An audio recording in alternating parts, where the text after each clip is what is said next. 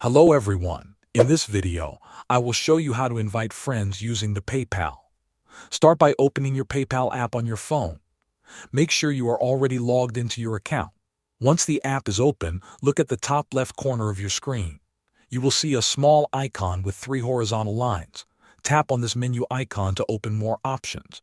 After the menu opens, scroll down slowly until you find the profile option. Tap on Profile to enter your account settings.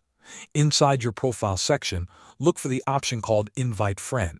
It may be listed among other account features. When you find it, tap on it to continue. Now you will see a screen where you can invite someone. Enter your friend's name, email address, or phone number in the provided field. Make sure the details are correct so the invitation reaches them. After entering the information, follow the on-screen instructions to send the invite. Your friend will receive a message with a link to join PayPal. For the bonus to apply, your friend usually needs to sign up as a new user using your invite.